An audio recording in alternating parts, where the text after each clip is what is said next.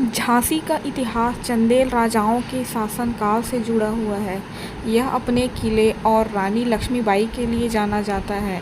1857 की क्रांति में रानी लक्ष्मीबाई ने अपने साहस और पराक्रम के कारण झांसी आज भी इतिहास में अमर है। आइए थोड़ा विस्तार से देखते हैं झांसी के इतिहास को। प्राचीन काल में इस शहर को बलवंत नगर के नाम से जाना जाता था। यह चेदी राष्ट्र, जेजाग बुकेट, झझोती और बुंदेलखंड क्षेत्रों का हिस्सा हुआ करता था।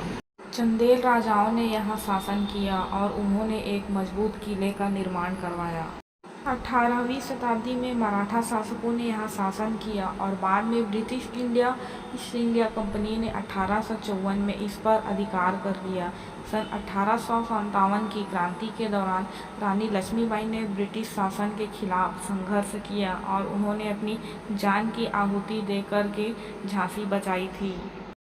झांसी की रानी के बारे में कुछ जानकारी हम देख लेते हैं। झांसी की रानी लक्ष्मीबाई सन 1857 की क्रांति की एक प्रमुख वीरांगना है। उनका जन्म 19 नवंबर 1828 को वाराणसी में हुआ था और उनका विवाह झांसी के महाराजा श्री गंगाधर राव से हुआ था। 1857 की क्रांति में उन्होंने अंग्रेजों से अपने राज्य की रक्षा के लिए युद्ध किया और रणभूमि में वीर गति को प्राप्त हुई। इनका पूरा डिटेल मैंने अपने चैनल में डाल रखा है। अगर आप नहीं देखें वो वीडियो को तो मैं डिस्क्रिप्शन बॉक्स में डाल दूंगी, आप वहां जा कर के वो वीडियो ज़रूर देखेंगे। इनका जन्म और प्रारंभिक जीवन के बारे में हम कुछ जानकारियों को देख लेते हैं।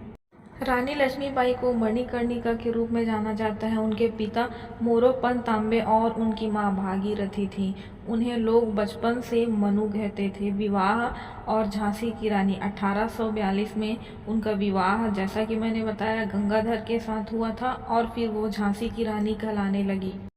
18 जून 1858 को रानी लक्ष्मीबाई ग्वालियर के युद्ध में अंग्रेजों से लड़ती हुई वीरगति को प्राप्त हुई।